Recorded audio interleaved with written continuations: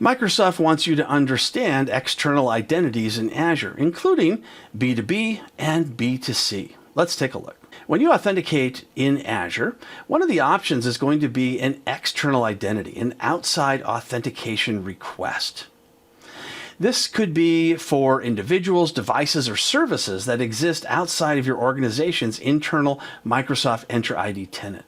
And they're managed separately from internal users who have direct accounts in your directory.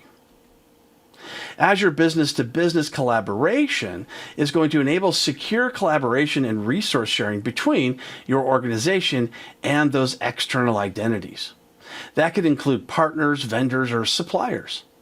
External users sign in using their existing work, social, or Microsoft accounts. So they don't have to be a direct part of your organization, but you do have to add them as an external identity in Entra ID, and I'm going to demonstrate that for you shortly. They're represented in your Azure AD directory as a guest user. A software company allowing external vendors to access a specific internal application to collaborate on a project is a very popular example. Then we have business to customer. To manage identities and access of consumers who use your customer-facing applications and services, such as mobile apps or websites, you want to have B2C, or business to customer. It could also stand for business to consumer as well. It provides a white label or an identity management solution such as your own business name that allows you to customize the entire user experience, such as the sign up, the sign in, and managing the profile. And will all match your brand.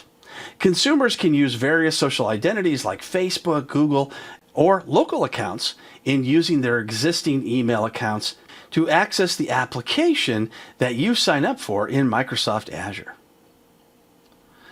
Let's create an external user. I'm going to go to the Azure portal under All Users and choose to invite an external user.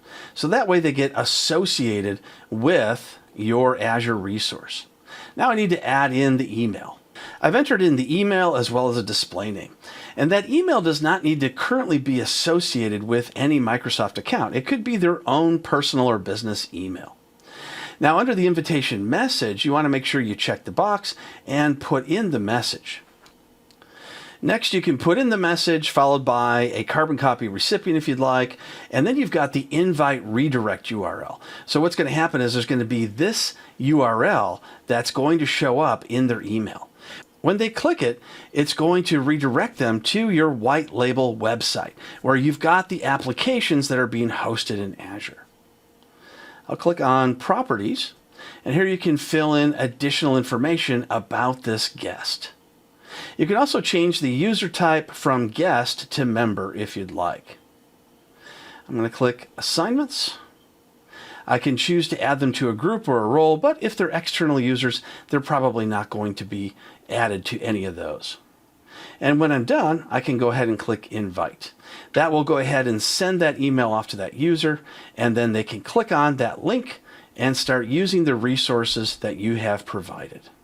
And after a quick refresh, we can see my Robert vendor has shown up.